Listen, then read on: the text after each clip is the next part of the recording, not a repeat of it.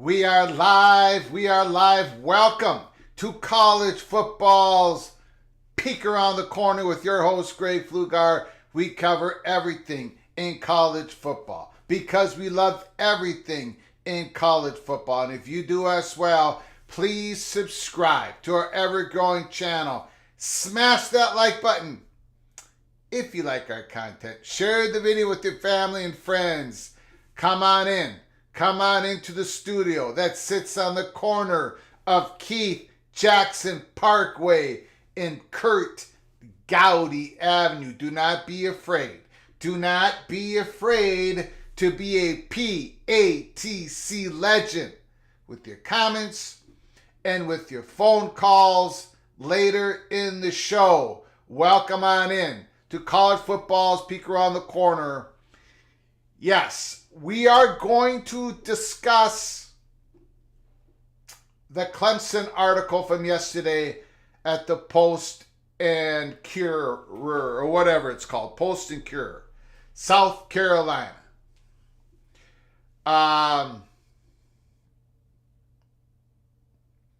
People are already making jokes about PJ Fleck and NIL money and everything. We're not going to talk about the Gophers today. I guarantee you that. We're not going to talk about all that struggle. We're going to discuss Clemson. The message that they sent. Now, John, thank you so much. I appreciate it. Appreciate your generosity to the channel. Getting your bells like an 8-hour energy shot. The notification bell. Got to subscribe to the channel to get notified. Thank you, John, again for your super chat. Appreciate your generosity. We're going to provide an update now. I'm going to let you know right off the bat. This isn't a type of show today in where we break the news that USC called the Big Ten on March 31st, 2022, which we did. It's not going to be the type of show where we break the news or we give you the indication there's a hot bubble of action going on between April 28th and May 17th, which was that May 7th meeting in Chicago between Colorado and the Big 12, which we did. It isn't going to be that type of show where we talk about how Washington and Oregon are wanted by Fox Sports into the Big Ten and they have support and all it's going to take is this, and this and happen, and it could happen 5 months from now, 5 years from now, and it happened within those 5 months. It's not going to be that type of show. So if you need confirmation, a declaration, this particular live show is not going to be for you. But I would advise you to hang with me during this monologue. We're going to go down the Tiger rabbit hole, so to speak, on the article from yesterday. It isn't what I'm about to go down with you on here. There is a thought that doesn't just belong to myself and the PATC. Again, it's not confirmed. And as we go through this, I think it's going to be really difficult to ever confirm about what we are about to say when it comes to Clemson. Eventually, the stories will be written just like they're being written now. You saw the Max Olson article on the Big 12, your mark. If you go through that article and you go through all of our live shows at the same time, history is going to be very kind to us on that story, just like the other stories we've broken. We're going to go down a rabbit hole here and during the monologue, and I don't know how long it's going to last, so you're going to have to be patient. Jim Bagley, I appreciate the super chat. I always appreciate your insight, Greg. Thanks once again for your generosity, Jim. I appreciate it. You guys are helping us keep the lights on here at Independent College Football YouTube channel. Now, again, this is something that nobody's going to put their name on, at least not yet. We're not declaring anything here at Peek Around the Corner. But this is this idea of what Clemson did yesterday. I wouldn't say it's to a consensus state among some people that are in the business of reporting and figuring this stuff out. I wouldn't go that far, but it is shared by a growing number of people what happened yesterday in that article. Why? Why did Clemson send the message, and to whom did they send the message to? So bear with me. Let me get through this. Okay, first of all,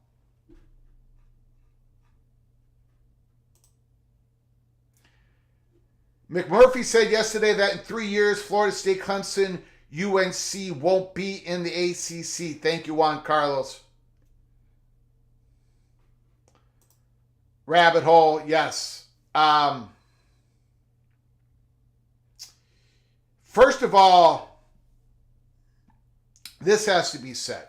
There are people out there, and they disagree with me, and that's fine, but there are people out there who've declared the Post and Courier article as a nothing burger. There's nothing new there. The article doesn't describe how Clemson's going to get out of the ACC grant rights. Basically, it's the same song and dance, only a different dancer, not Florida State, Clemson. There's nothing there. We disagreed with that thought yesterday, and we disagree with that thought today. There are lots of stories, ladies and gentlemen, especially if you're new to this channel. There's a lot of stories that we at Peek Around the Corner, we say, nah, this ain't going nowhere. We do that lots of times here. The dissolution theory. I could go on and on and on. There has been so many stories out there that we've given a little bit of a poke and a prod, and it's come back to us saying, no, Greg, don't go down that rabbit hole. This story that broke yesterday morning at about 7 o'clock Central Time, I think it was 6 o'clock Central Time. At least it felt like it was 6 o'clock Central Time in the morning. That story that I poked and prodded, that I took out the Rolodex, I got no pushback on the story. Nobody said, Greg, yeah, that's not good. Now, there has been no confirmation on our end that the timeline of soon, it's going to happen soon. Let me show you one part of that article. Again, ladies and gentlemen, please be patient with me. We got to unwind this, okay? Here's one part of the article that says, how soon? Sooner than later, a Clemson senior administrator said last week when asked about a timetable. How soon will Clemson declare their intentions of leaving the ACC? This is not about Clemson getting out of the ACC immediately. This is about an announcement declaring their intentions of leaving the ACC, which upon itself is a massive, huge story if and when it occurs. Okay? There is the Tiger Illustrated writer, Larry Williams, who said on his site, he said it on his Twitter account yesterday, on his site, he said 3-4 days ago, we talked about this, about what the Post and Courier wrote in Clemson succeeding from the ACC, and we believe it's going to happen in October. I'm paraphrasing the tweet. But October, that's soon, real soon. Post and Courier, why they did not put a date on it, a month on it, they're saying soon. The sources, the Clemson administrators of town, Post and Courier, it's going to be soon. We still have not been able to confirm that soon, it's going to happen soon. The latest we were told was the first quarter or second quarter, but ideally the first quarter of 2024. But the timetable might have moved up, right? We just haven't been able to confirm that. But we're still taking this story serious, and it's not a nothing burger. Let me go through why we believe it's not a nothing burger. And then we're going to go through the Tiger rabbit hole. We're going to go down deep on it. Because what I'm about to discuss with you all in this Cloak and Dagger PATC forum is what other people are talking about.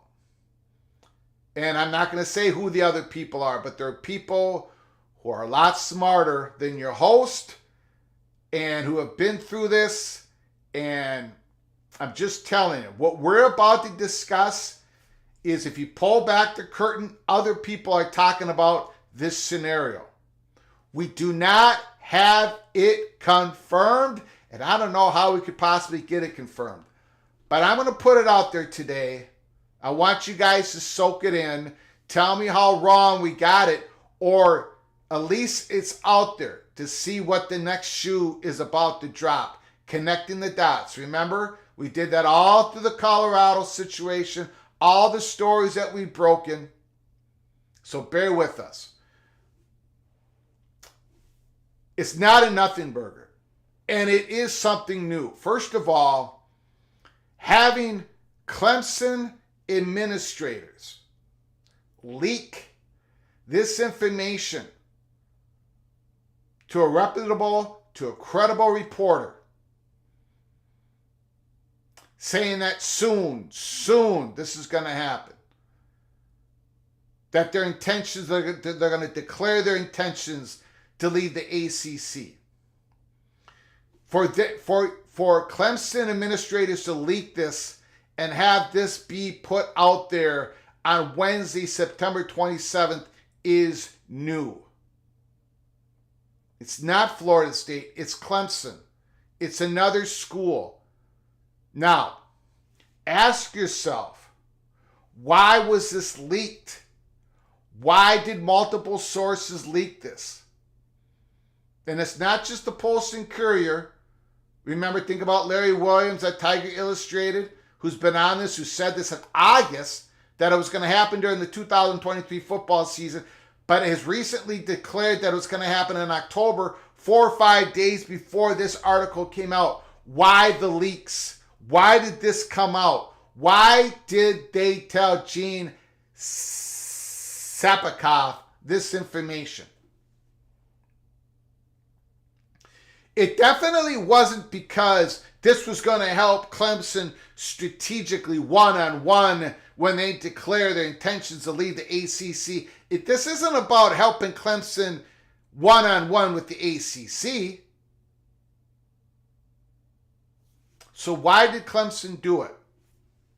What's the motivation? Well, at first blush, many people would think, I thought this, until this really got deep and people that I profoundly trust and know and who have incredible credibility said, no, this isn't probably what happened. This was not, according to this Tiger rabbit hole, this was not a message sent to the ACC.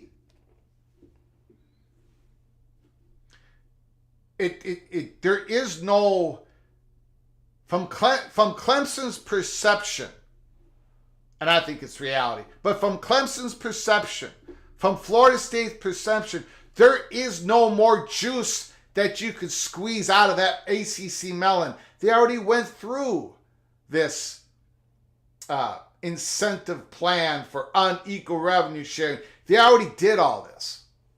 And it's not going to make a world of difference. It's not going to solve the issue of closing the gap, the money gap between ACC top branded schools with the Big Ten and the SEC schools. There is nothing to gain by doing this. You've already done it. There's nothing more you can do. There's not going to be any more public announcements to force the ACC into action. So who is the message? Who was this sent to if it wasn't the ACC? Well, ask yourself, what is the message? What was the message?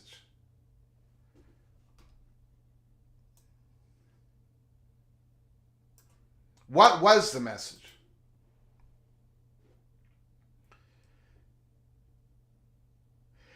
Second paragraph. School administrators indicate an announcement about a Clemson bolt from the ACC is coming soon, probably along with Florida State and North Carolina, and perhaps another ACC school or more, even as the University of South Carolina officials try to block Clemson from the SEC.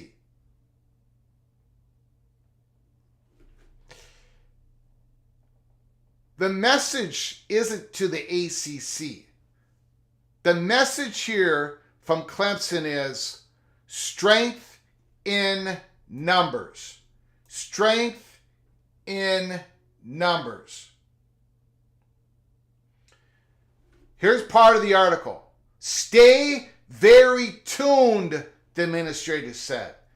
It's possible this is about pressuring the ACC into more incentive-based action. It isn't, or we don't believe it is. Everybody we talk to says this is not what it is. Gene Sapakoff put it in the article. Possibly it's about pressuring the ACC. But it's certain that Clemson officials believe the ACC grant rights agreement that theoretically ties members to the schools can be negotiated. Or as another Clemson official said, there is strength in numbers. If we're not the only departing ACC school doing the negotiating. The bum rush. This isn't about breaking the grant of rights. This is about bum rushing the ACC to try to create a settlement with negotiations. Two schools doing this at the same time, one announcing right after the other, is better than one. 3 is better than 2. 4 is better than 3. 5 schools doing it is better than 4. More the merrier. More numbers, strength in numbers, the better the chance of creating a negotiation, some leverage that somewhat can be at some point favorable to yourself and favorable to all parties to get it done. Strength in numbers. So this message sent, leaked, put out there right before October, there is, I'm going to say the word growing, a growing number of people, not confirmed, but a growing number of people believe this was a message sent from Clemson to a particular ACC school to get off the fence. Join us. Join us in the bum rush of the ACC to help us create the best negotiating leverage that we could possibly get. Now, who is that school? Again, we're going deep in the Tiger rabbit hole. Maybe it's schools. But first, let's eliminate who it's not. It's not Florida State. We know that. Florida State is primed, ready to go. I think they made the intentional decision to give themselves the longest runway as possible to be out of the ACC in 2025, not 2024, but 2025. To give them the long runway of negotiations, to give them the long runway of getting other schools on board with them, strength in numbers, strength in numbers. Clemson did not send the message to Florida State. That wasn't who they were sending the message to. North Carolina. Now, at first, when we went down the rabbit hole here,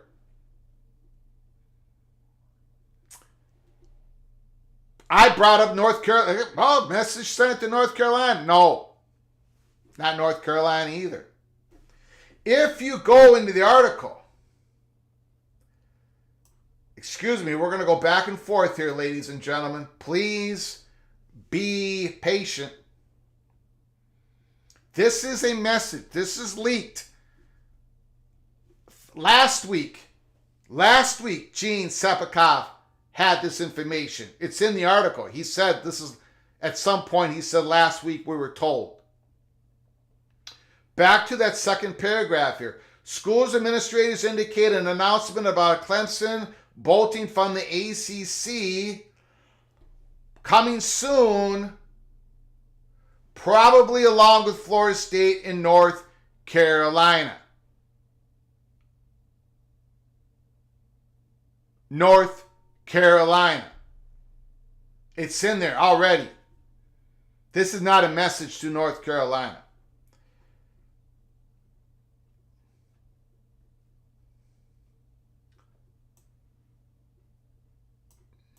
So, who is that school that this belief, this growing belief that Clemson was talking to with this message? Who is the school? Well, you got to think. Who does Clemson have influence with? Not over, but with, inside a school. What school does Clemson have influence with? And that school is has a potential landing spot with either the SEC or the Big Ten.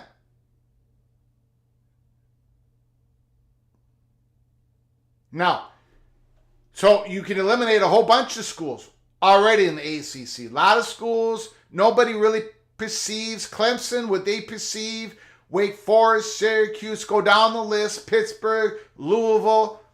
Go down the list. What Clemson's perception of their ACC schoolmates, which one of them they believe has a potential landing spot with the SEC and the Big Ten, makes it worth their while to get off the fence post, stop straddling the fence post, and join us. Which one of those schools? Not Wake Forest.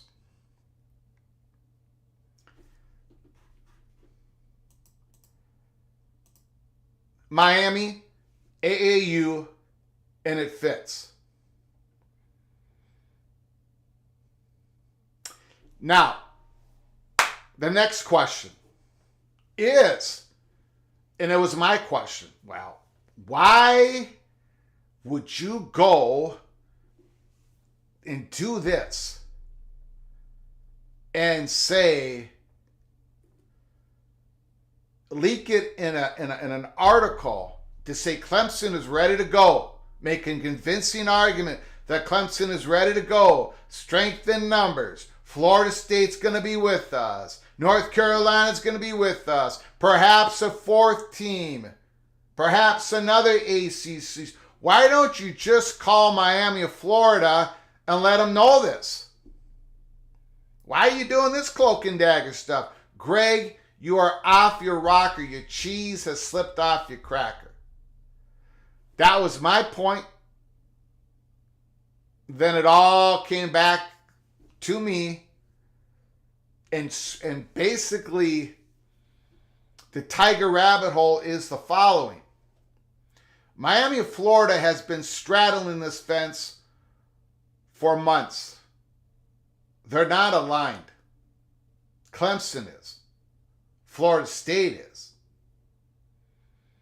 North Carolina is. You see the North Carolina Board of Trustees and the message they sent the night before the vote on bringing in those California, Stanford, and SMU, which again, we reported at the time, had nothing to do with hurting or helping the exit ramps of North Carolina, Clemson, and Florida State. And we were right on that. It doesn't have any influence over it. Miami, Florida has not been aligned. Internally, there are people that want to get with Clemson, North Carolina, Florida State. The athletic director of the university now, again, let me rephrase this. This has not been confirmed. I don't know how we could ever confirm this. We're not reporting, we're not declaring this. We are in our Cloak and Dagger forum here at Peek Around the Corner. I said that at the start of the show. I'm going to have to repeat it a few times. The university of Miami, Florida's athletic director is a long time successful former athletic director of Clemson. He knows Clemson. Clemson knows him. They didn't leave on bad terms. But the Miami, Florida president, possibly some of the leadership, again, the University of Miami, Florida, doesn't look to be aligned. So, let's just say, for example, yesterday morning, people they go into the digital world, they see the Post and Courier article, they see this message from Clemson, they're ready to rock and roll, it could be soon. Multiple sources, administrators talking to Sapakoff. They're also leaking some information to Tiger Illustrated, Larry Williams, who's an incredible, very credible reporter, telling him it could happen in October. If you are a Dana Radikoff, if you are the Miami of Florida athletic director, if you are somebody else, a booster who's in favor of aligning yourself, getting the university aligned to get aggressive in declaring your intentions to leave the ACC, now you have a little bit of what ammo internally to sell it to the Miami, Florida leadership. Does this sound crazy? Okay, before you announce that it sounds crazy, first of all, you have to ask yourself, what was the intention of this article yesterday? What does it benefit Clemson to put it out in the open that really, really soon they're going to declare themselves, their intentions to leave the ACC? In this article, they made it perfectly clear how they were going to do it. It's strength in numbers. And I think they're helping at least one other ACC school to get up the strength, the internal strength, get themselves aligned, and help out with the numbers, because in Clemson's perception, Miami of Florida is the ideal candidate.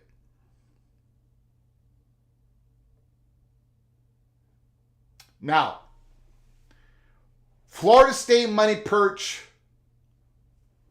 he doesn't have any new information. The person who told us on December 26, 2022, that in a couple months from now, Florida was going to make a declaration. They were going to be out there in the public to say how dissatisfied they were with the ACC and that the end game could be leaving the ACC. When we announced that on December 26, 2022, was going to happen 2 months from now, it happened 2 months. It happened on February 24th, 2023, when Mike Alford's come out and said it in public. That Florida State Money Perch, unfortunately, has no new information. There is no confirmation that we can get to that tells us this is going to happen. This declaration of intention to leave the ACC is going to happen real soon by Florida State or Clemson. We don't have it. We wish we did. We don't have it. But we went down on this article. We spent all day yesterday trying to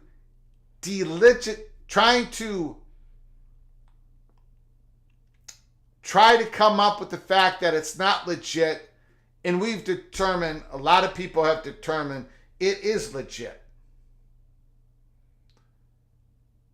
It should be taken seriously. There is smoke, and we talked about it in the summer, that there was real smoke. There is real smoke about Clemson and Florida State, North Carolina, and for them, for their they would love more to join, right? More the merrier, strength in numbers. But all of this is legit. Now, if you come to the point where you say, and I don't blame you, because it took us a day and a half to get to this point, of all the people we've talked to, boosters, people who are not boosters, but who, if you come to the point where, nah, Greg, this doesn't seem right, that's fine.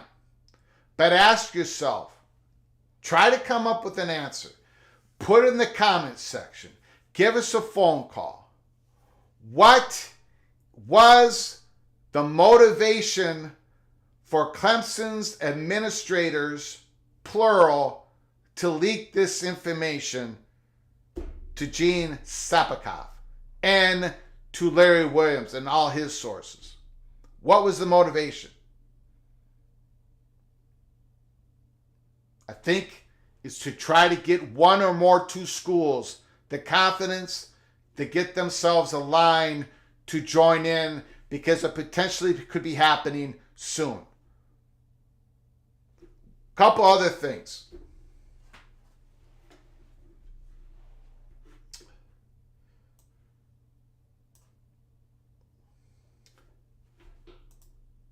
Clemson has a board meeting, a 2023 quarterly meeting, October 5th and 6th. At this point, we deem this not important. This has been scheduled forever. Maybe it becomes important. I'm just going to put it out there. We do this at Peek Around the Corner. We posted all those public meetings in Colorado. Some of them turned out to be about realignment. Most of them did not. We got a lot of pushback at Peek Around the Corner every time we did it. That's okay. We have curiosity here at Peek Around the Corner. That's why we break stories. That's why we are able to give you the Peek Around the Corner. Because you have to have curiosity before you can achieve anything else.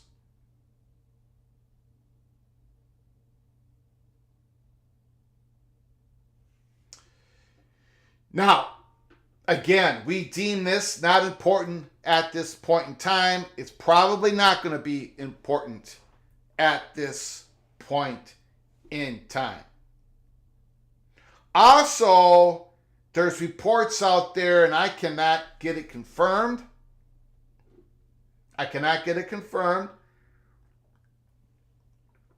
even if I did, I would not be able to measure if it's significant or not, but maybe other people could. And that's why I throw this stuff out there, because a lot of this is connecting the dots. There's an IPTAY meeting. That is some sort of association within Clemson of donors. I think it's like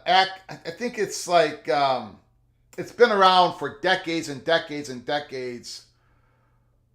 But they're having some all-employee meeting sometime in October. It's an association, a lot of small donors give money to it, but they're having supposedly some important meeting in October. Gregory Herrick says it's I pay 10 a year. That's what it stands for. Athletic Boosters at Clemson. Thank you, Gregory. Again, that's why I pay 10 a year. Gold knows FSU has it. I don't know if that's significant or I don't know the significance of it. Other people are poking and prodding. I'm not poking and prodding on that subject, but other people are. So I wanted to throw that out there. Now, again, this is a live show. The floor is yours on your phone calls and your comments. First of all, I have to thank a whole bunch of people for coming in today. And then we're going to get to your phone calls. You can talk about anything college football. You can talk about week 5 games. We've already made our predictions. We can go over them once again. But this is way bigger than the fat guy from Minnesota. This is something that people are not in public, behind the curtain. They're wondering why now, wondering why it happened, why this was leaked. It looks credible from a credible reporter, and doesn't help Clemson directly. It could help them indirectly because of the message they're sending. Strength in numbers, and the ideal candidate that this message was sent for was for Miami of Florida to get themselves aligned in maybe another school. Because it's going on, it's happening fast. The train is about to leave the station. So people are working on that angle of the story. I could have more tonight. I could have more tomorrow. Okay? I needed to get it out there today. We're working on it. I got a whole lot of people to thank before we get to your phone calls here. Holy smokes. Sean, does Clemson lead before FSU? Right now, it's not about leaving. Right now, it's about declaring your intentions to leave. Let's get to that point first. And that point alone is massive. It would be a massive story with implications. We don't have to get out ahead of our skis on this. Just the announcement that's just saying, we are declaring our intentions that we're going to leave the ACC and let's start negotiations. That in itself is explosive. Right? Howdy, y'all. Thanks, A-Mac, for coming on in. Matt Neeson, thanks for coming on in. Billy Tuesday, don't want to talk about it. Crab Cakes and Football, thanks for coming on in. Bill G, Immaculate, JD Turtle, Sheep and Wolves Clothing. Yes, finally, at home to watch a live show. Ryan Matson, thanks for coming on in. Skull Ducky, everyone hit that like button. Randy Taylor, we're listening. Thank you, Greg. Thank you, Jeremy Nork, for coming on into the PATC community. Thank you, Juan Carlos, Jay Chapman, Jim Reese, thanks for coming on in. Appreciate it.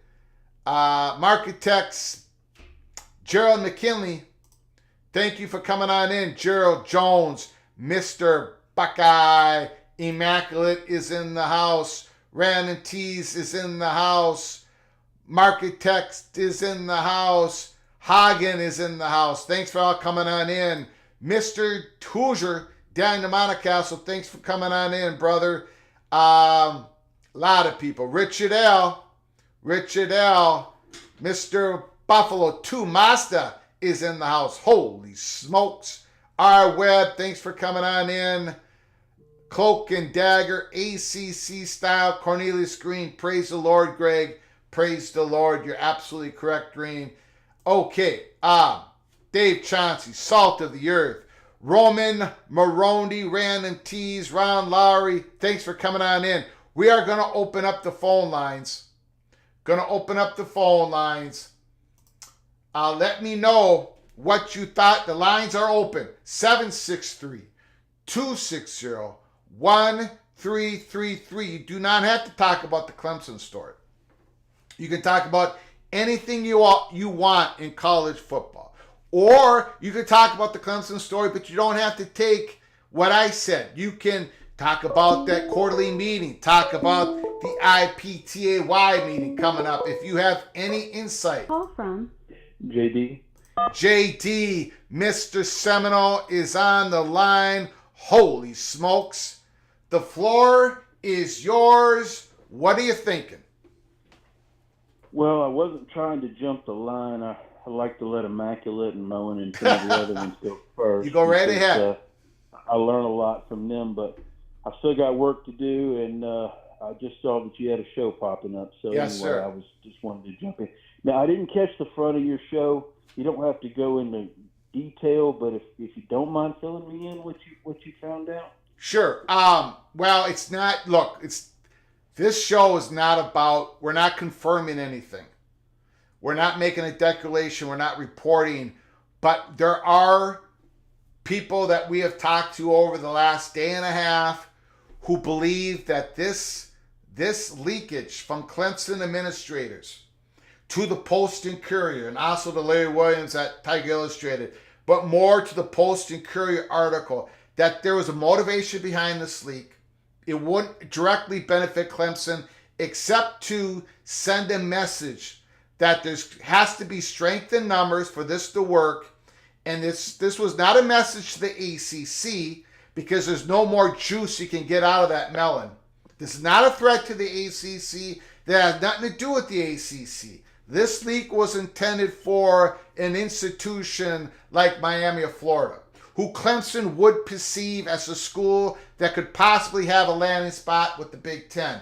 This is a basically trying to get Miami of Florida internally to help them get aligned. Their athletic director, Dana Radovich, is a long-time successful athletic director of Clemson. They know each other. There is respect there. They went off on good terms. This is probably, people are believing this could be, I should say, a way for Clemson to help another ACC school get themselves aligned, to give Dana some ammo to say, look, it's happening, and it could happen soon. Clemson, Florida State, North Carolina, we got to get in the game. We got to get on the train before it leaves the station. There has to be a reason that this article came out yesterday. It was leaked like a sieve, put out there, and it's legitimate. So that is what the growing number of people that we talk to behind the curtain, they're not going to come out and put a public article on it yet, but that is the growing sentiment. This is what this article could have been all about.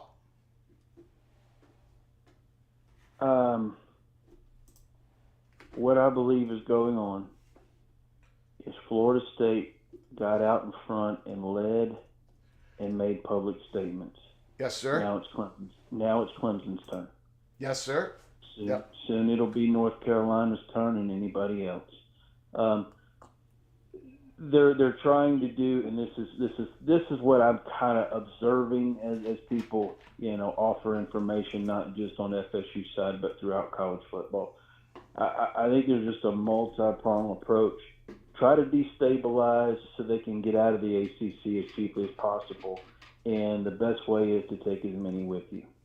If it looks like, and it just, to me, it looks like it's the Big Ten is ready to be aggressive and add a southern branch of 3-4 schools in the South or throughout the ACC. I don't know. We all talk about the SEC as a factor, but you look at Clemson now bringing up the Big Ten, and we'd love to go to the SEC, but the Big Ten may be a better option or whatever. That's just kind of breaking into their fan base, and that's just my opinion. Yep. That, hey, the Big Ten might be a better option for us. But I just think this is just FSU. All this is coordinated. Everybody's talking behind the scenes. They don't even have to have burner phones. They can talk and coordinate. And you're probably right about Clemson's trying to put pressure out there for other schools to act potentially. Radakovich, he used to, like you said, he used to be the AD at Clemson. He used to be the AD at Georgia Tech too. Yes, sir. Yep. He's been around the ACC for years. Yeah. I mean, the reason he went back to Miami is he used to play football in Miami. Yeah. And so it was just between him and Mario, or former Miami players, they wanted to go back and try to, reestablish or rebuild the program. And so, I mean, he's very, like you said, he's very well respected. And, yeah.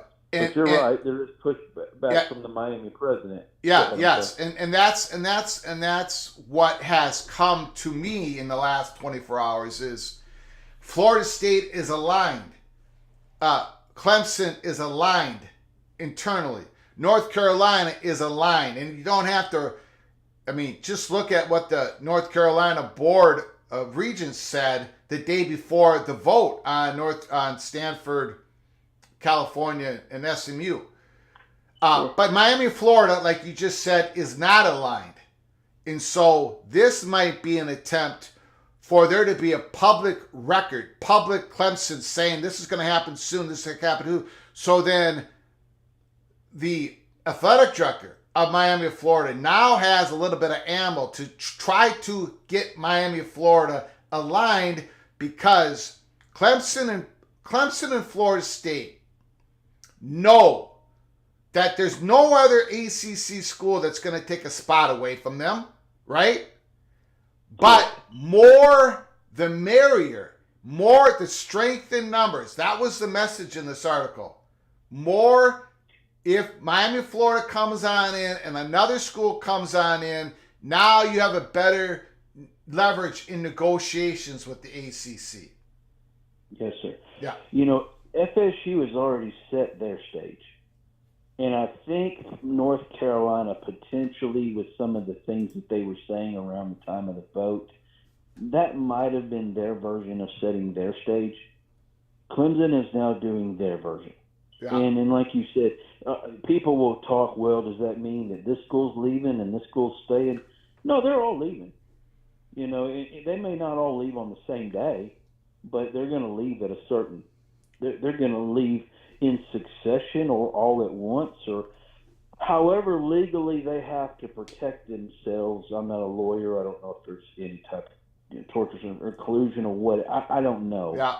You know, but none of this is a secret to the ACC. The ACC knows exactly what's going on. Yeah. And so they know these teams are leaving, and these teams are trying to, you know, work up of enough of an exit. You know, going back to our conversation, and I'm going to promise you I'm going to keep this brief. No problem. No problem. The Clemson Board of Trustee members that were talking so openly over the weekend, I think a lot of this is already figured out as far as a certain number of schools, and there's potentially more that are going to go. The more that go, the easier it is just to get out of the GOR, you know? Or get it, to get a settlement.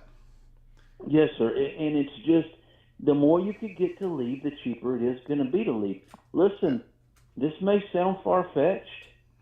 Don't be surprised if some of these schools can get out for as cheap as $60 million total, $50 or $60 million total. Okay, I do not believe it's going to be these $300-400 million per schools. No. And also, I think because all this is negotiable, there's not a specific dollar figure tied to GOR.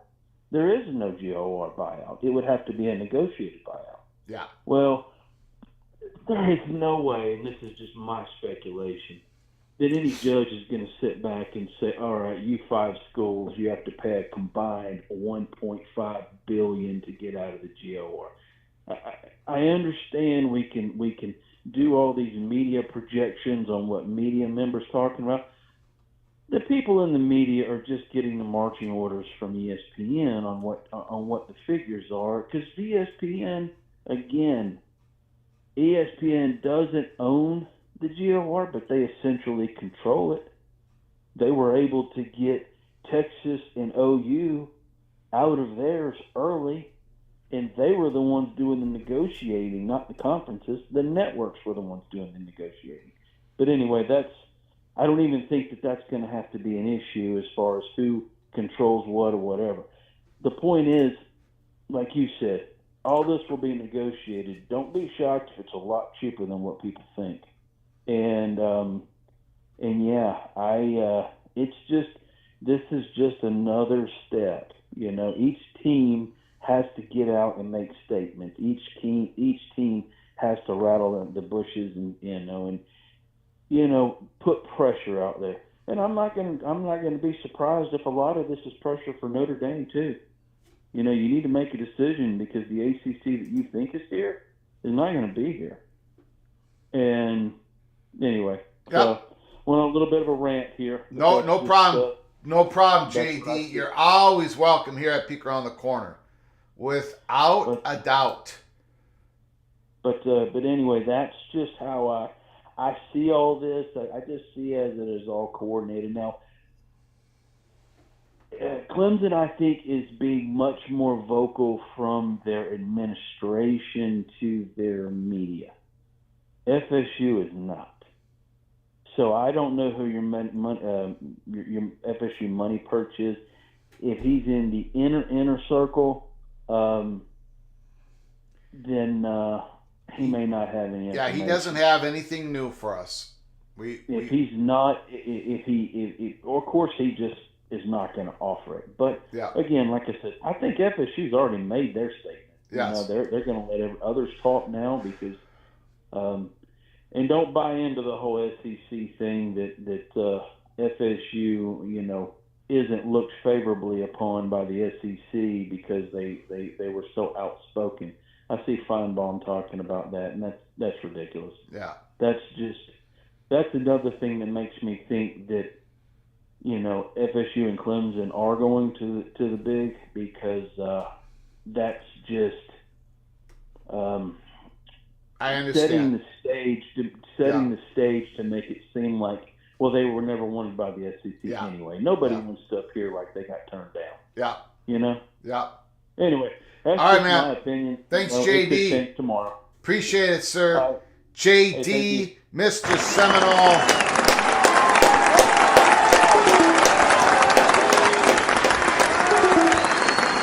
Beautiful.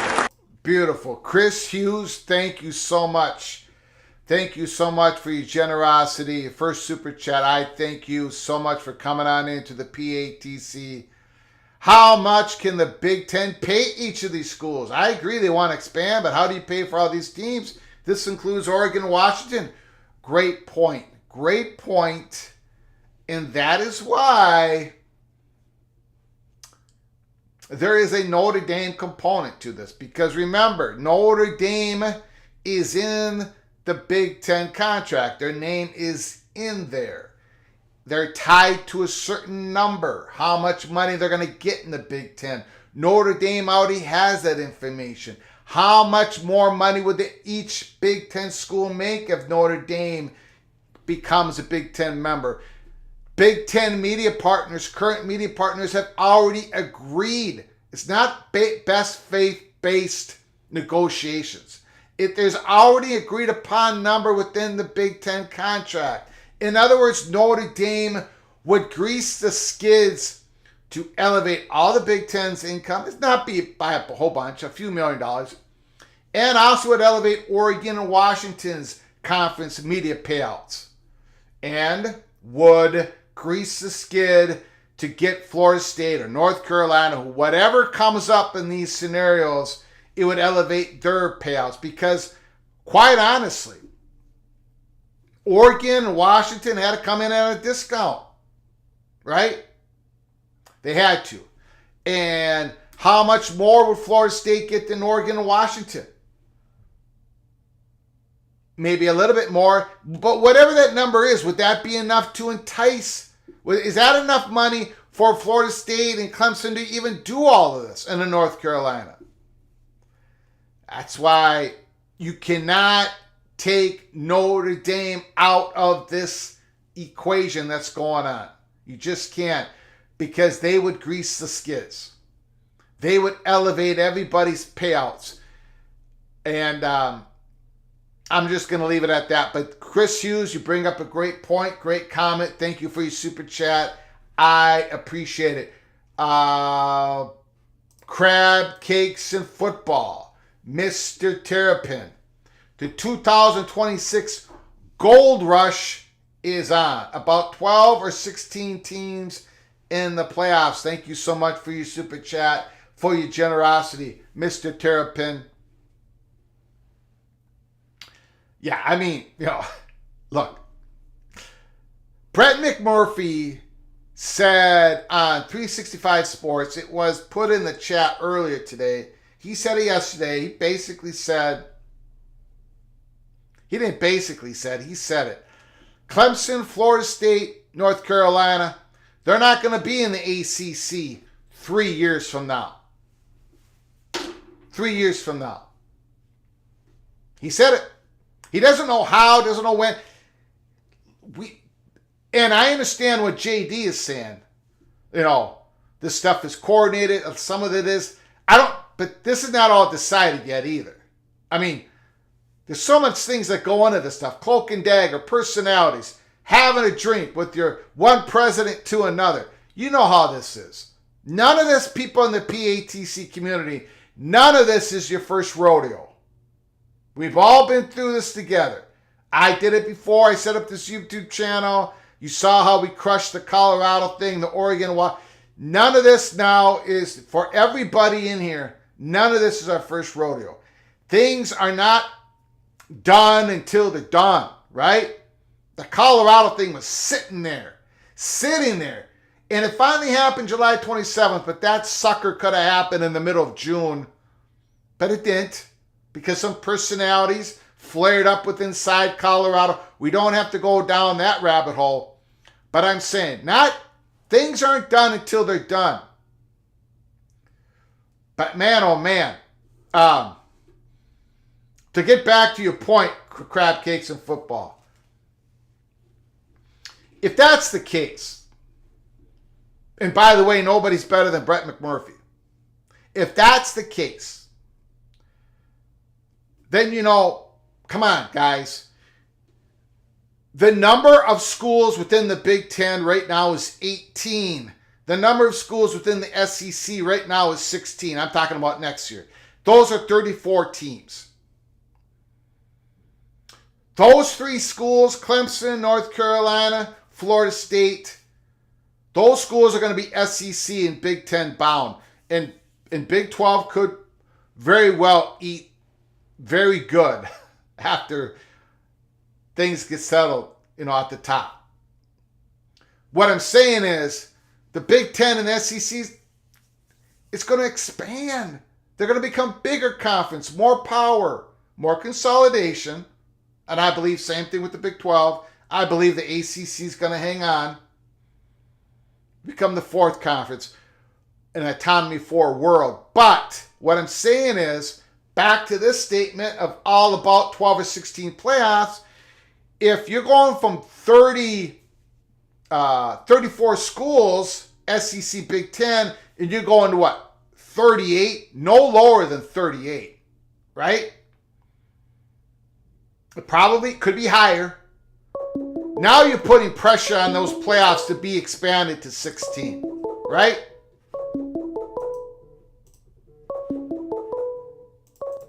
Call from Immaculate. Immaculate, can you hold on 1 second, sir? Of course. I appreciate it. I really, really, really, really want to get to what you got to say. But we got a massive super chat from Mr. Opie. Holy smokes. This is for the PATC board meeting, for the new camera fund. Yes. Yeah, because, we have to have a better camera to really open up this beautiful fat mug of mine. But yes, we're going to try to get a new camera. Thank you, Opie. I appreciate it. This is for the PATC board meeting for the new camera fund, and extra $10 is for gas and oil for the PATC mower to get it out of the weeds. Holy smokes. Could Mireya be waiting? Could Mireya? Oh, Miami. I thought you were talking about the moderator. Excuse me. Could Miami be waiting on an ND Notre Dame decision to stay or go be a factor? Whether I catch you live or tape, I enjoy your show. Thank you so much for your incredible super chat, Opie. Great question on, is Miami waiting for Notre Dame? I think everybody wants to wait on Notre Dame because it's in their benefit to wait on Notre Dame. They want Notre Dame to pull the trigger. Have you ever noticed that Notre Dame, they really haven't said no, definitely not. We're definitely staying independent. They haven't said that. They haven't signed that new deal with NBC. The last couple weeks, we've gotten information that NBC would, if it was all up to them, they would love to fold Notre Dame into the Big Ten. And baby, we got that from a few people. One of the sources we got that is about as connected as you possibly could be in regards to and I won't say the particular media company, but to a media company. So we're not declaring that Notre Dame and NBC have shut down talks. We're just saying that NBC have made it known they really would love. It's most beneficial to NBC to get Notre Dame into the Big Ten. Having said that, could Miami be waiting on a Notre Dame decision to stay or go? Yeah, they would love to.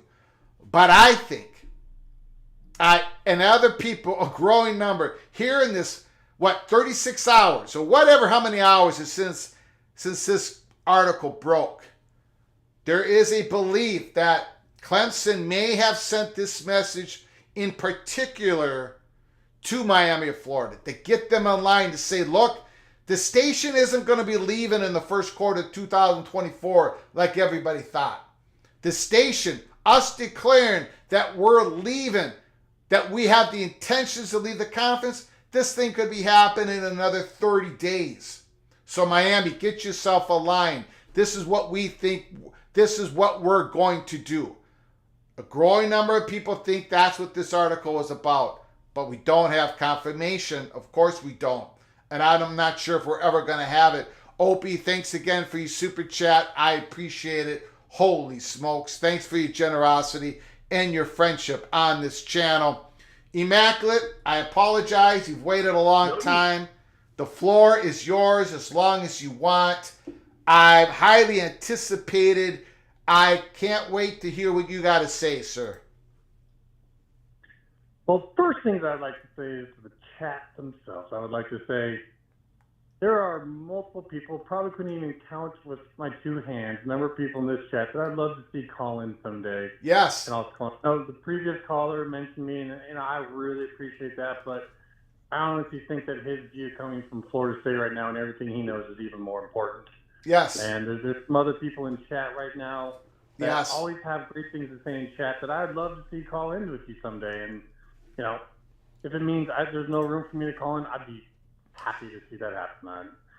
I'd love to see some more folks use that, because you were actually the first person that I called in for and talked to, and it's kind of led into all kinds of things. And, you know, just for folks who are very interested in this, you know, just start calling in and let Greg hear what you feel. Yes. That'd be my first suggestion to folks. Yeah, thanks for saying that. Yeah, please, people, call in. I'm not going to... You got the open floor.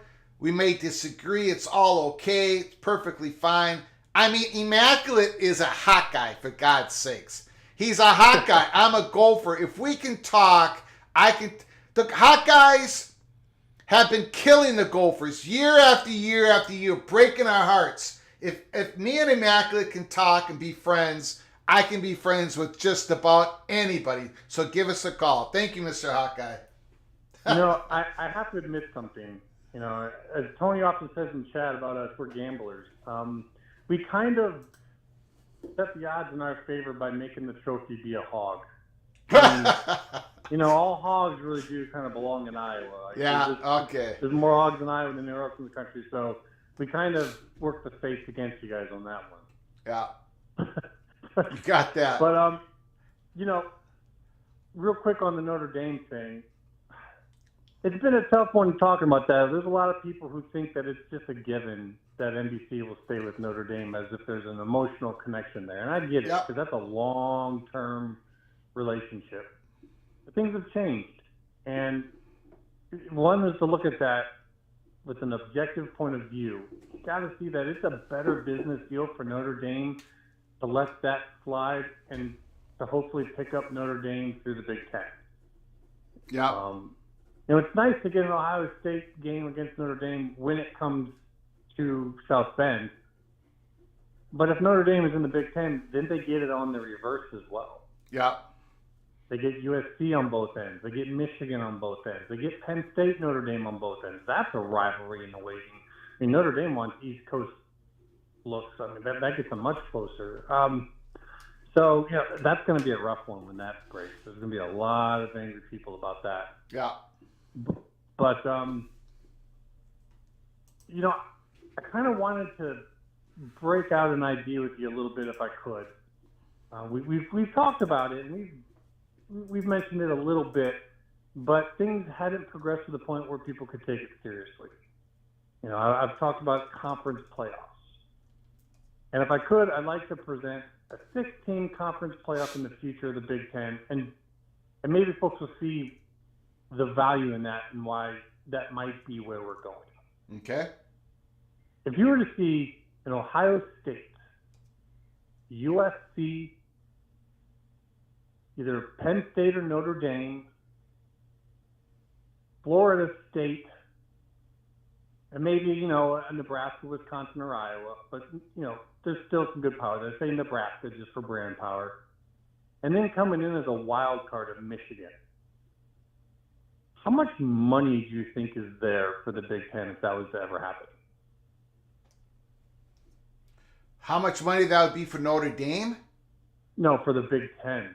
Well, I mean, just in general, how much, if they finally get to the point where people before wouldn't have believed, you know, an FSU being there or even a USC being there, but we can kind of see where the Big Ten is going now. There's across the country, national view with all the big areas except for maybe Texas. But, I mean, if you could put together something like that at the end of the season, I kind of think that they're pulling in so much money off of that they might be making almost as much as the national tournament brings them in as it is, if not more. I understand what. Yeah. They control 100% of it. Yes. Yeah. I would. I agree. Yes. Continue on. I don't want to interrupt you. No, you're good. And that's basically the idea, just to kind of get people thinking, because 2026, as Jormark says, is a blank slate. It doesn't have to be a 12 or a 16 team national tournament. It could be anything. They have literally not figured it out. When did this start? Was it back in 2016? Am I remembering this right? Was it after that? When did they start doing the national tournament?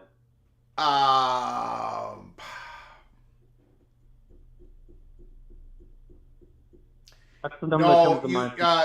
2014, Ohio State won the 14 playoff, right? So 2014, that was the first year. Yep, yeah, people are saying 2014. Yep. And I always like to point out when timelines cross. What else happened in 2014? What happened in 2014? Well, 2014, 2015. We had the creation of the autonomous conferences. Yeah. The first time that these power conferences could start to govern themselves and create their own rules. Yeah.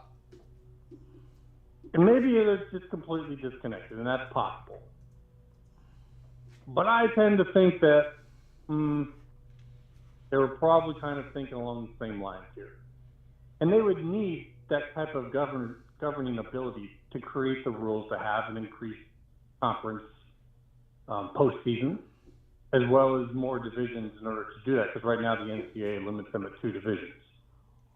And so, everyone kind of thinking, okay, we're just going to go to 16. And I'm thinking, we're going to go a whole lot bigger.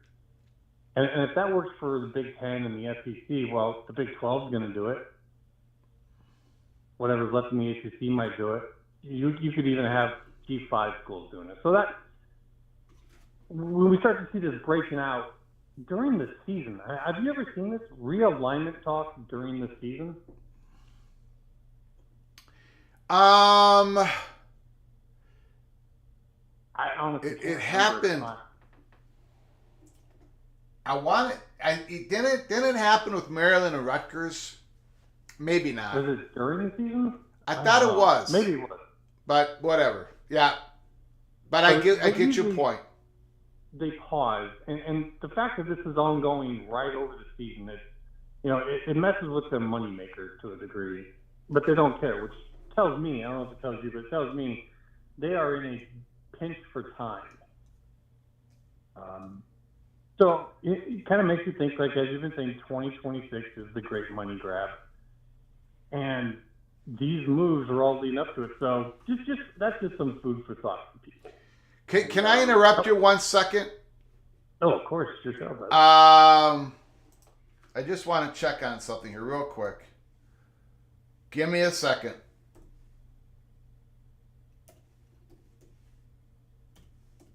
Give me a second here.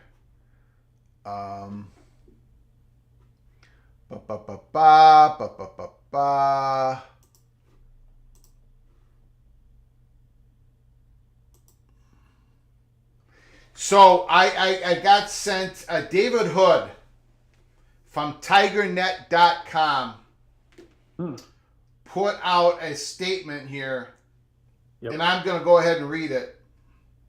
Yep, I put that up on Twitter as well. I saw it this morning. Okay, I know a lot of people have been seeing the reports the past few days that would indicate a decision on Clemson's future plan is imminent. Now, that is something at Peek Around the Corner we have not been able to confirm. And we've tried, and we keep hearing that it's going to happen in the first quarter of 2024. All this stuff. That isn't going to happen during the season. Anyways, back to David Hood. I know a lot of people have seen the reports the past few days that would indicate a decision on Clemson's future plan is imminent. I have been quiet because I wanted to make sure the info I had was correct, that all the pieces fit together, and I had to wait on my most trusted sources. I worked into the night last night and early this morning. A lot of people have, by the way. And I think I have a good sense of where Clemson stands. Let's parse it out. Yes, there is a Board of Trustees meeting scheduled for early next month.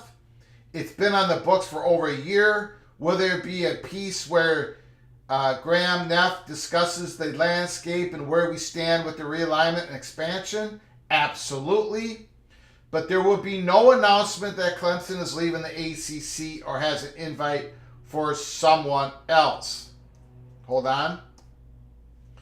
And to tell you how rumors swirl and things get started, I received a text yesterday telling me that an all hands on deck meeting is scheduled for October 11th with all of the coaches and Neff and President Clements. People see that date, considering October 10th has been bandied about as a possible gotcha date, and decided to read a lot into it. This was a meeting that was scheduled for August but had to be rescheduled. The president is not going to speak, and this appears to be a normal meeting. And finally, I have received a phone call this morning from a person that I considered my most trusted source, someone who knows all, and she told me point blank that there is no invite from another league, and okay, I'll get to that in a second. There would not be an invite from another league. That I'll get back to that. That there is no invite from another league, and that Clemson doesn't expect to announce any sort of future plans by the end of the football season. That was the date I asked about. Is it imminent? Again, that's what we've been told over and over and over again. I've been told, this is David Hood, I've been told that Clemson's legal team is fully investigating all avenue towards the grant of rights, and that will be ongoing. Clemson is exploring all avenues, and that they will be ongoing. But right now, it looks as if most of the bandwidth is concentrated on ACC revenue distribution and the new schools and how all that's going to shake out. If something pops in the meantime, great. But right now, it's head down and proceed as if we are a long-term member of the league, while also exploring any and every other avenue available. I've been on this since the beginning, and I trust my sources on this, so I hope you trust me now. I truly don't expect anything to happen here in the next few weeks, but I will monitor and let you know what I'm hearing.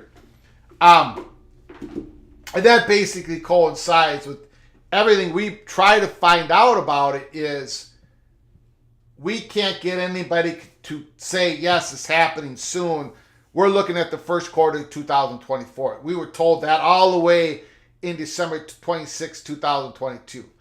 The part, Immaculate, before I get to you, and again, I apologize, the part where David Hood's source says Clemson does not have, how did he put it? Does not have an invitation. That is semantics.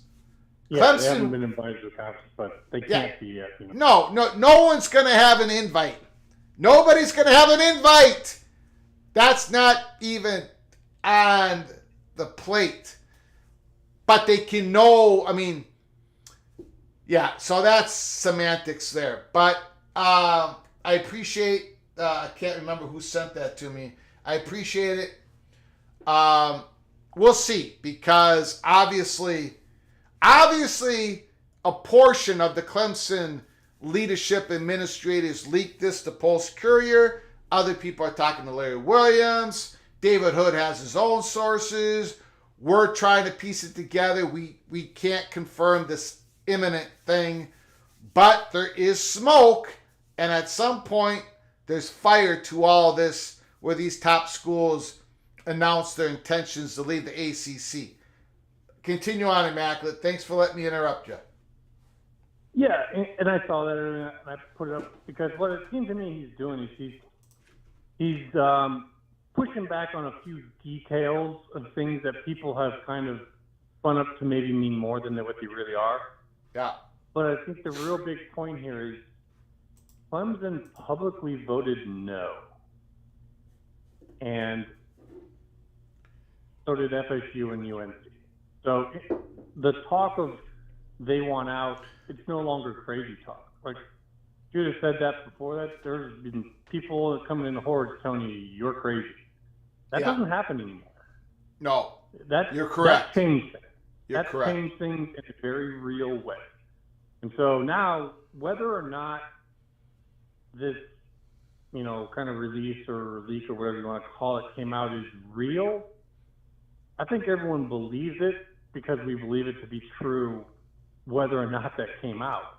Like as you're saying, there was a point to it coming out. Is it just to let the public know?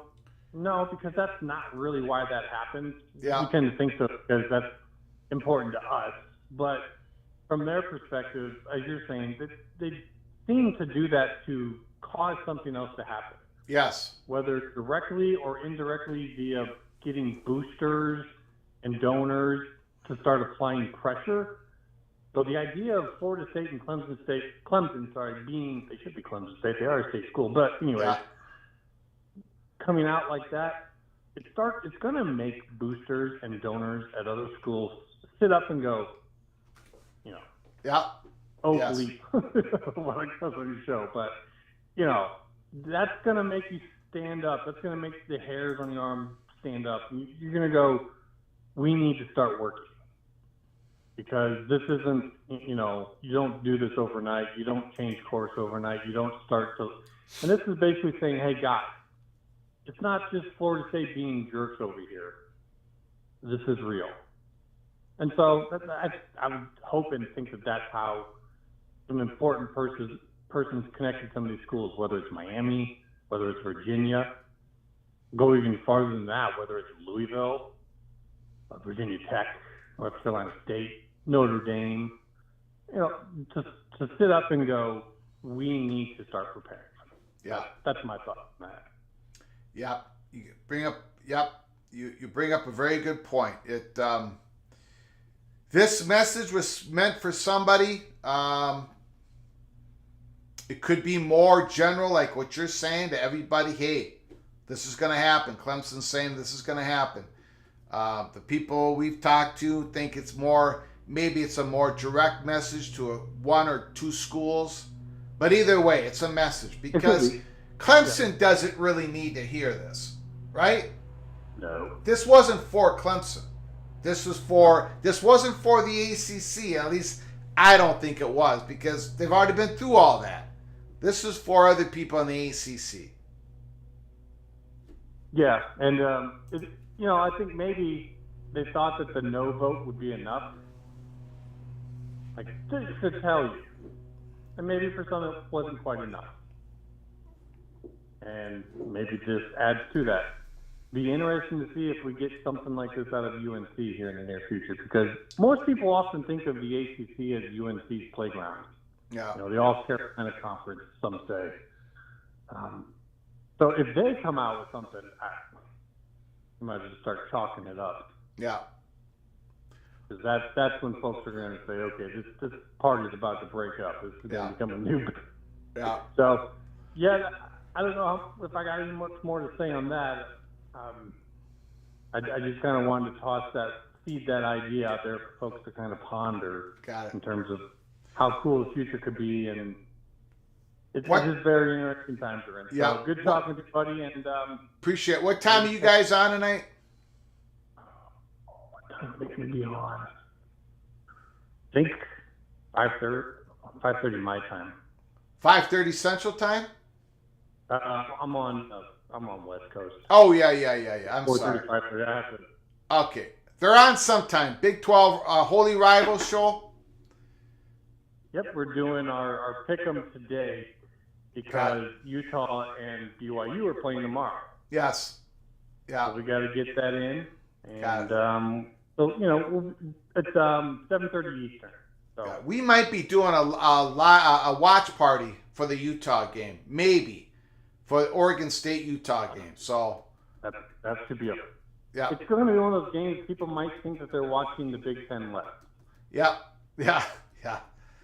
It's going to be a defensive game, and I think it looks like it could be fun. So yeah. All righty. We'll catch you next time, Greg. Appreciate it. Have a good one. Thank you, Immaculate.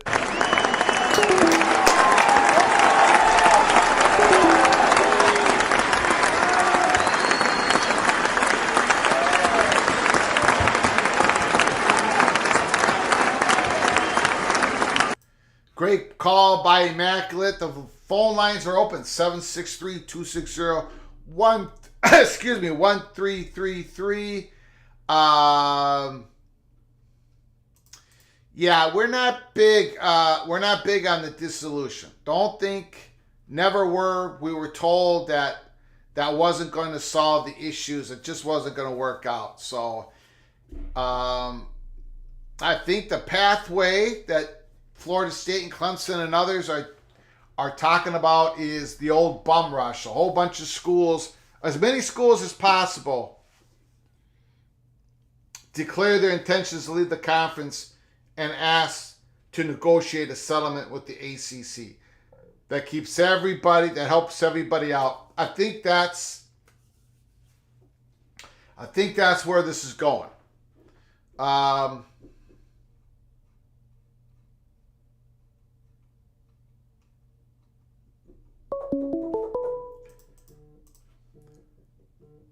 Call from Attorney Dave. Attorney Dave, what's going on, sir? I haven't heard from you for a long time.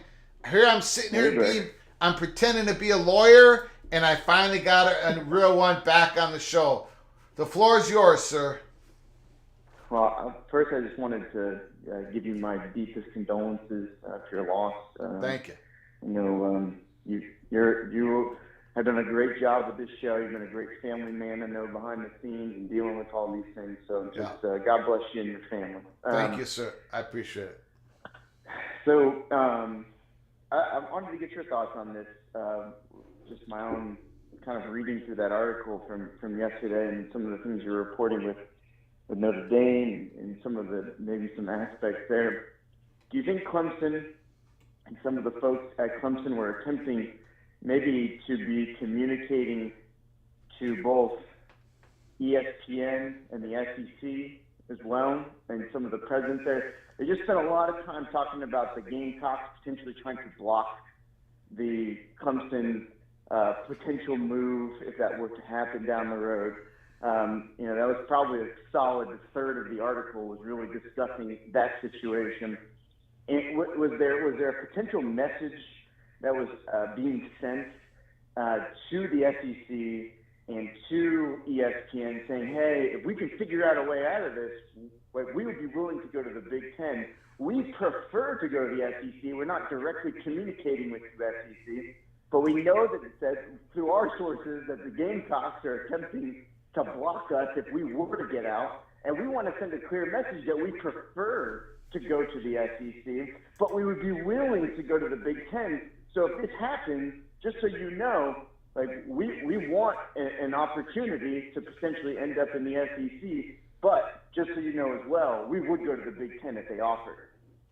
I like how you think, my man. I like how you think. Yes, and I have had this, you know, within the last 36 hours, we've the people I talked to, we've had that discussion. That was also a potential message.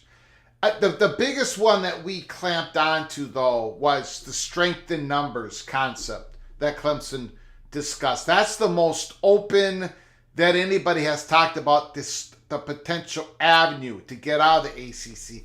Strength in numbers to negotiate. Florida State, North Carolina, us, and perhaps another school. But obviously, that could be the message as well. That what you just laid out beautifully. That, you know what, ESPN, yeah, we think of ourselves as a future SEC member. This is where we want to go. But if you screw with us, if South Carolina blocks us, which I don't think the SEC would allow. But, you know, the Big Ten is an option. That's Southern Tier, yada, yada, yada. Great point, Attorney Dave. I failed to bring that up. Great point.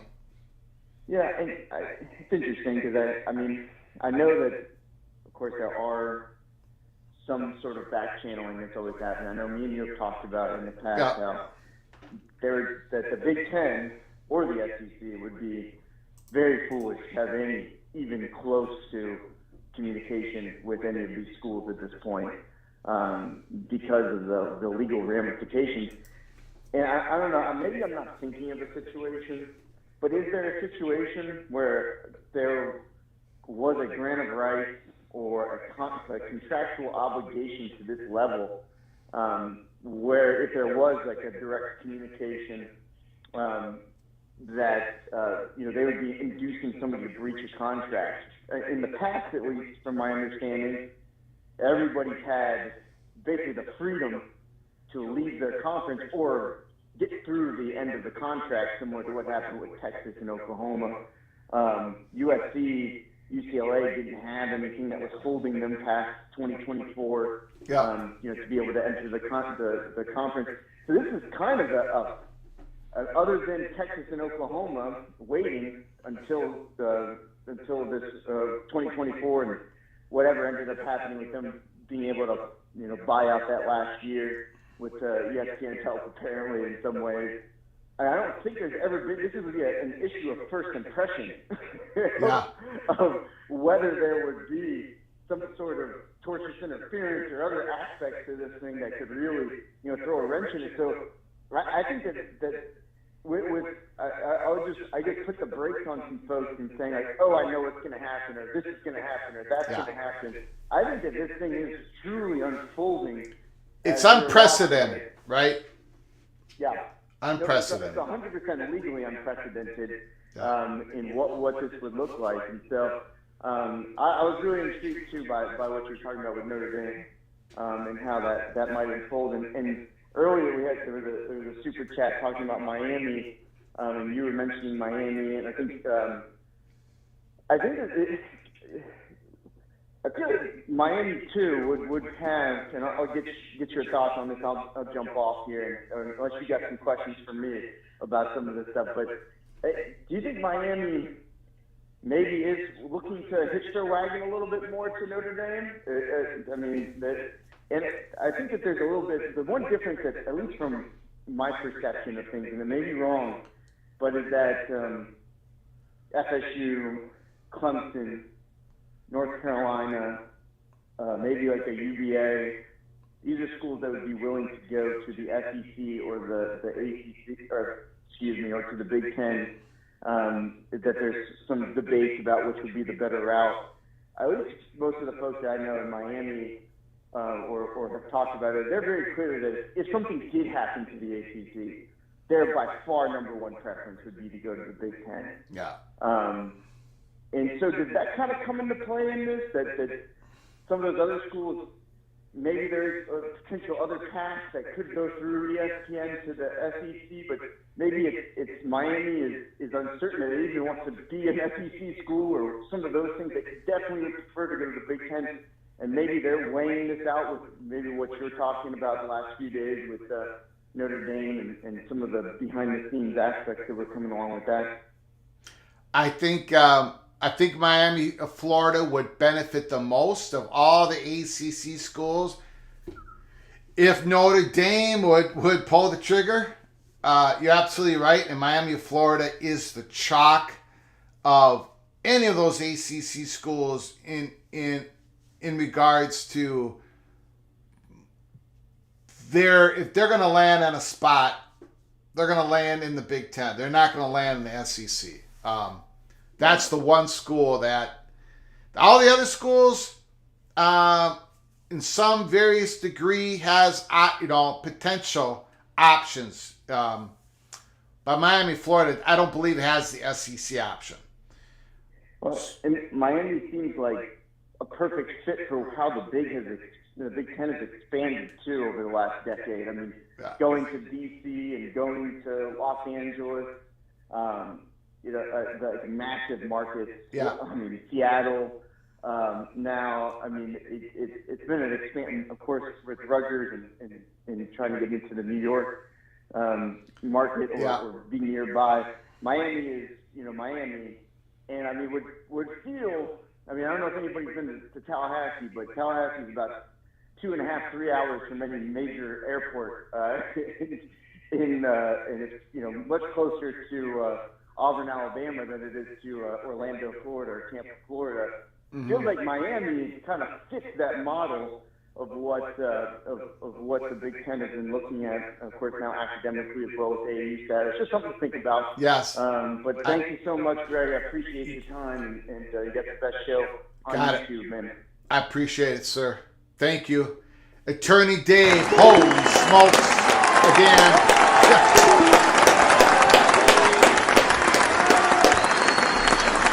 Appreciate it. Great call, great call. A lot of good points. Yeah, I think Miami, Florida has, are they 100% locked in that Big Ten would offer Miami, Florida? Not, if the Big Ten successfully got a Florida State and a Clemson, and just if the Big Ten hit a home run, let's say with North Carolina, Florida State, Clemson, if they were able to eat first, maybe Miami, Florida would be left out under that scenario. But I just, I don't think you can set the odds anywhere close that Big Ten's going to get whatever they want out of the ACC upcoming implosion whenever that happens. You cannot say that. So I think Miami, Florida is still in good spot. But again, don't think they're fully aligned as the Clemson, North Carolina, and Florida State. And that gets me back. I saw on a message board today people talking about Greg Flugar. What did they call me?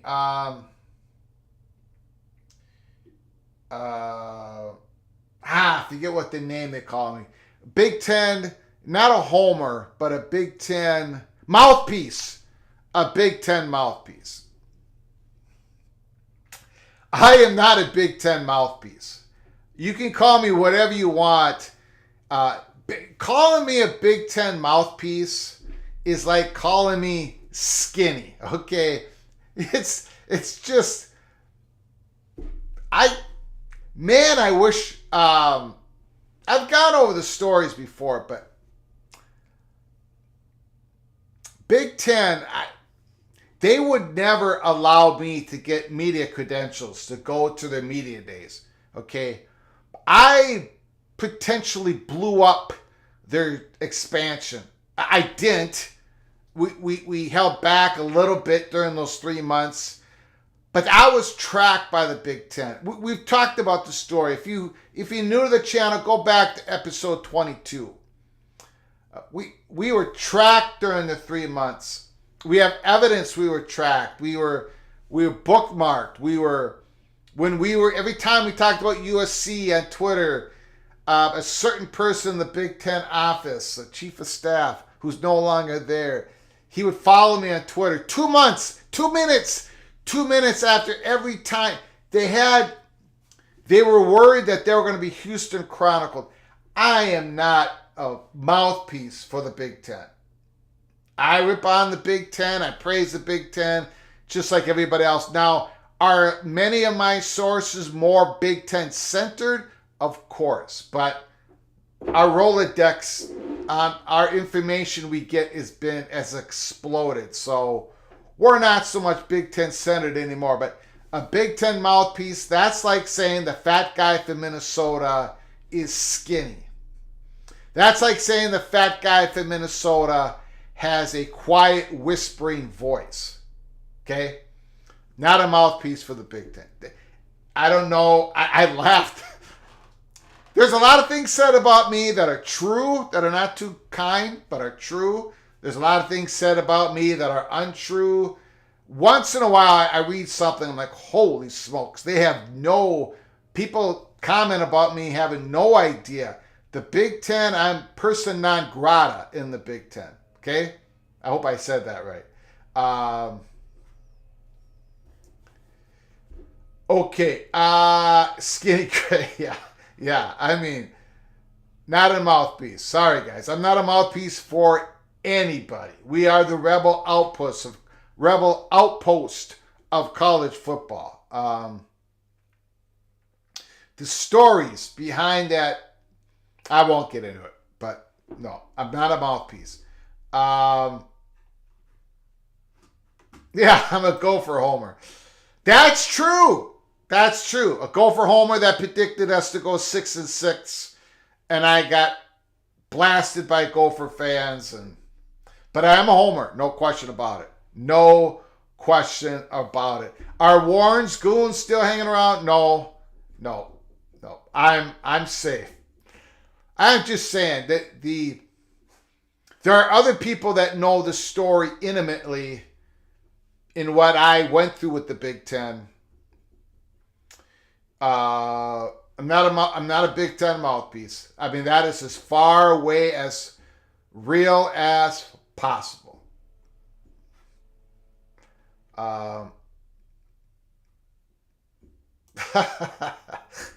Only bias against Hawkeyes, Huskers, and Badgers. I'm biased against anybody who plays the Gophers on a particular day. No question about it. No question about it. Immaculate keeps bringing up the point. Yeah, I think Notre Dame and Miami getting AAU status at the same time is very telling. I'm just not quite sure what is telling just yet. Perfect comment from Immaculate. Notre Dame, Miami, both get AAU status at the same time. Miami, Florida, decent research university, high academic university, decent, not great, not overwhelming, but they got AAU status. Notre Dame, not a great research university. They do some stuff. Great and undergraduate university. Nobody was expecting Notre Dame to get AAU status. They both got it at the same time in the same class, in a big, huge class. What does that mean? It means something, but we can't figure out what it is. Immaculate puts it perfectly.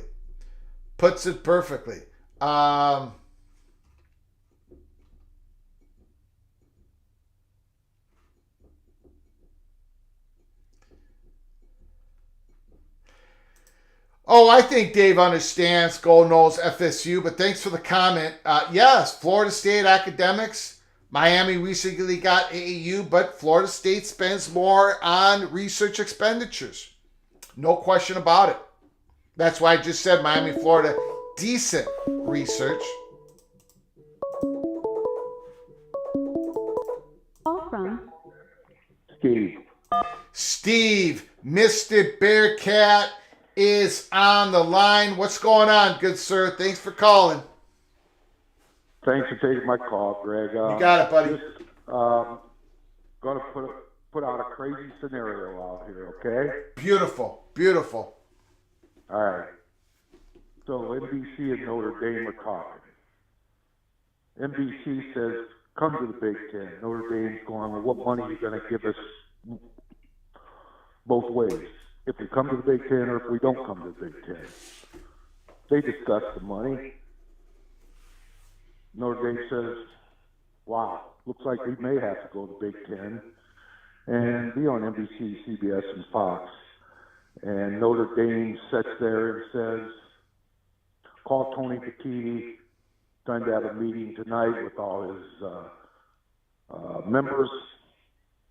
But the one thing we're going to not ask, but demand, if we come, we can bring whoever we want. One other institution that we want.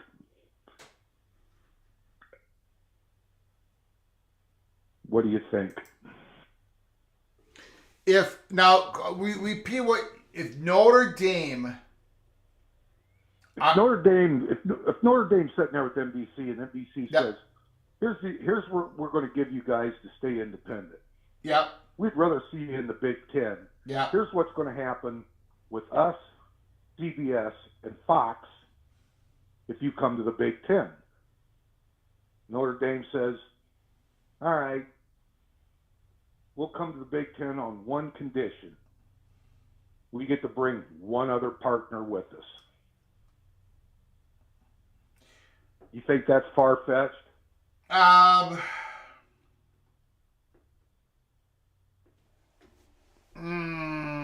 Boy, that's a great question.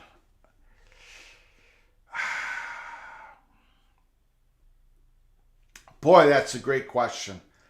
I don't know how to answer that, Steve. I'll tell you why I don't know how to answer that. Because that's a great question. Because because Notre Dame is already listed in the contract, it involves a whole lot of money, man. Because they're going to get 75, 80. I don't know what the money is. It's going to be higher than all the other current Big Ten schools. And then all those other current Big Ten schools are going to hit that number that Notre Dame's getting. And it's probably, most definitely going to elevate Oregon and Washington's payouts from $35 million to 40, whatever. So there's so much money involved already. They're greasing everybody's skids.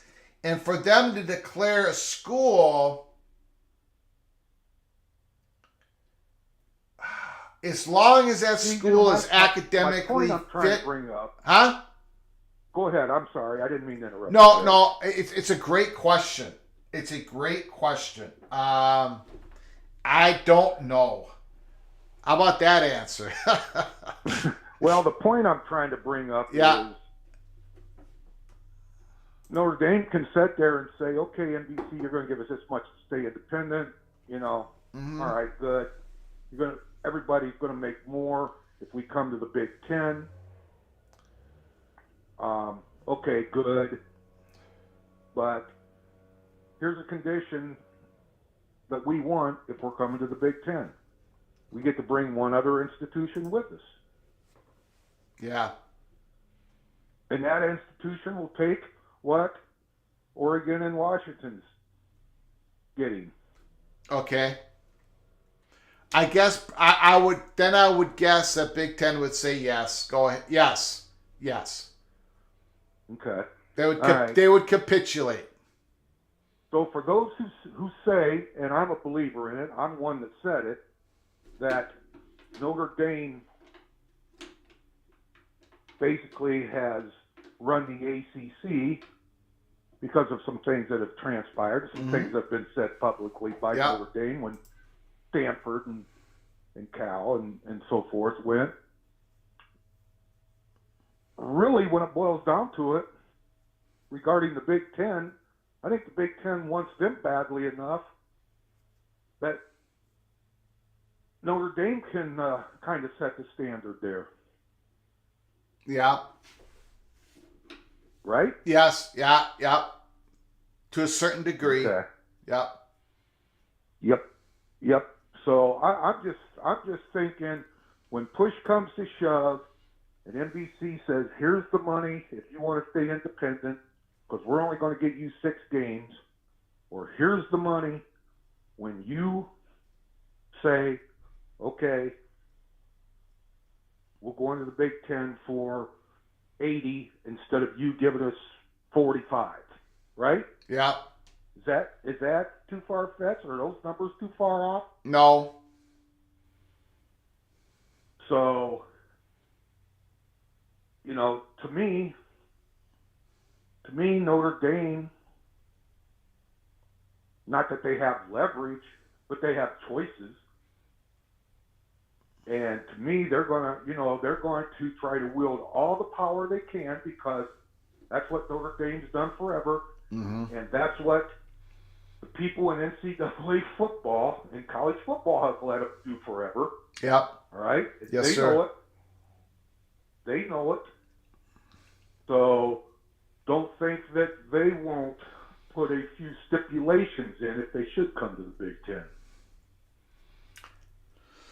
You bring up a lot of great... The only thing I would say is that I firmly believe Notre Dame, while having leverage, no question about it, they have some leverage. Just like we talked about, USC had some leverage when they were in negotiation with the Big Ten, and Oklahoma and Texas had leverage. And I would argue that Notre Dame has less leverage now than they would had if they acted on soon after June 30th, 2022. I think right. they could have... I would never disagree with that, Greg. Yeah. They have lost some leverage. Yeah. But yeah. let's go back. Back. I think I just think that the Big Ten wants them badly enough, and everybody knows it, that gives Notre Dame a little more leverage than people think. If indeed they go to the Big Ten prior to going to the Big Ten, through the negotiations of going to the Big Ten, I think that gives them more leverage than people realize. Yeah. Make a great point, Steve. You know, I just do. So, you know, that's kind of, and then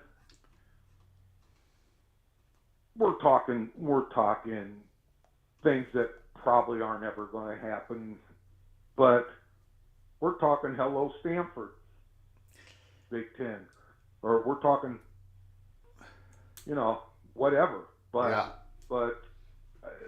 Notre Dame's always got their way, and the Big Ten's part of letting them have their way. You know, they've let them have their way as much as anybody else has, because they see them as such a valuable commodity. And Notre Dame knows that. They know that. Yeah. So to me, NBC holds the key to how this could all play out. I agree with you on that. Yes. NBC has yes.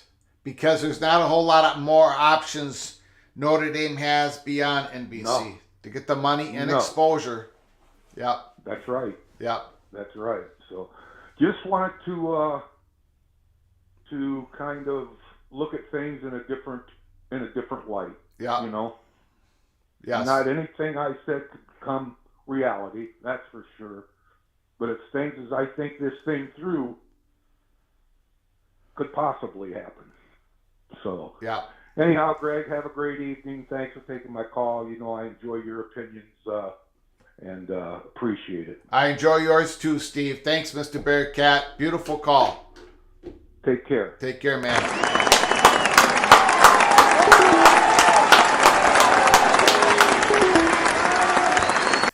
John Teal, thanks once again for your generosity to peek around the corner. I appreciate it. I just have to ask, why is Clemson such a hot tamale? Before Dabble, they were 7-8 win team for years. If he walks, are they still valuable? Great comment, John Teal. I think their brand has hit the peak, has hit the point where they're going to be very valuable for a long time. Now, they don't bring the great market, but they do bring some great recruiting grounds. They're right just north, more like east of Georgia there in the South Carolina-Georgia border. And now, are they as valuable in the eyes versus a North Carolina or Florida State? No. But they're valuable enough. I think they have enough juice to where they would be targeted by both Clemson and the SEC. And in part, the SEC might want to play a little bit of defense to keep Big Ten away from that part of South Carolina, that part of the South, that part of the recruiting grounds, and that brand that's in the South. So, but that's a great question. Still think they're valuable enough, though. Thank you so much, John, for your super chat. One thing that I felt to, when it comes to Notre Dame, I mean, let's say, for example, the date. Let's just put a date on it. February 21st. February 21st, 2024. An announcement. Florida State. We intend to leave the ACC. February 21st, 2024. February 22nd, Clemson make the announcement. February 23rd, North Carolina makes the announcement. February 24th, Virginia makes the announcement. February 25th, Miami of Florida makes an announcement. February 26, 2024, what type of impact does that have? Just a few schools, 4, 5, 3 ACC schools, let's say 4 or 5, make an announcement that they're not leaving the ACC, they're not out of the ACC, but they have the intentions to leave the ACC. What kind of impact does that leave Notre Dame's media negotiations with NBC? What kind of impact does that leave with, look, NBC knows that Notre Dame averages, 2.5 home games? 2.5 home games a year against ACC opponents? 5 home games against ACC opponents every 2 years? I think I have that correct. Let me know if I got it wrong in the chat. What kind of impact does that have? Because I don't care who you're backfilling, and no disrespect to all of the other schools out there in the country. But if ACC is backfilling, or it looks like they're going to have to backfill, or there's a potential of backfilling a North Carolina, a Florida State, a Clemson, a Miami, Florida, off the Notre Dame's ACC schedule, that they rotate 5 opponents out of the right now 14 ACC schools. Does that have a little bit of an impact on the media negotiations that devalues Notre Dame's already, touchy subject about their home schedule of 7 games? Not to mention, it throws chaos into the mix when it comes to the ACC network, because Notre Dame's tied in with the ACC network. The ACC network now has the potential to be devalued. Notre Dame's Olympic sports outside of the men's hockey program that's in the Big Ten. Everybody's looking over the shoulder at what Notre Dame's going to do. Are they going to remain independent? When are they going to sign that contract with NBC? When are they going to do it? Maybe Notre Dame is sitting there looking over their shoulder. Maybe NBC is looking over their shoulder and going, holy smokes, the value of whatever content Notre Dame can bring to the NBC airwaves gets deflated because these ACC schools are looking to leave. To potentially leave, and they're going to bull rush the ACC together to look for a negotiated settlement. All this is tied in. You cannot possibly take Notre Dame out of this equation. That's why they're in the Holy Smokes Theater. They're sitting in the 5th row. You can't do it. We're not going to do it. A peek around the corner.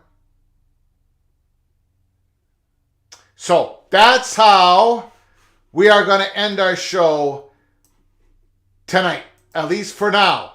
You never know when we're going to pop up next, but for right now, on September 28th, Thursday night, we're going to end our show. If you're new to the channel, before you leave, please subscribe to the channel. Smash that like button if you have enjoyed the content. Share the video with your family and friends. I want to thank all these great comments, the donations that help us so much at Peek Around the Corner. That's how we keep the channel on. We don't have memberships. We don't have sponsorships. We keep the lights on through your donations and your donations only. We thank you so much for the wonderful phone calls, the questions that I could not ask. There were such great questions. They had me, I couldn't come up with an answer. I want to thank everybody in the PATC community for your support, for your fellowship, for your friendship, for coming on into the studio of Peek Around the Corner. All of you have become legends in my mind. So I want to thank you all. Stick with us here as we follow this story. Tomorrow night, I think we're going to be doing a watch party with the Utah Oregon State game. It's going to be a lot of fun. Then Saturday night, we're going to be doing a watch party, Notre Dame versus the Duke Blue Devils. The Notre Dame Fighting Irish versus Duke. It's going to be fascinating to watch. So come join us. If you're new to the channel, before you leave, hit the subscribe button. Please hit the subscribe button so you get notified of our next coming show. Thank you, Summit Hawk. I appreciate your generosity, your super chat as we close it up. Great work, Greg. Thank you so much for those kind words, Hawk. I appreciate it. Until next time, from all of us at Peek Around the Corner at PATC, to all of you, please, you all take care of each other. Thank you so very much. Again, Summit Hawk, thank you for your generosity. You all have a good one.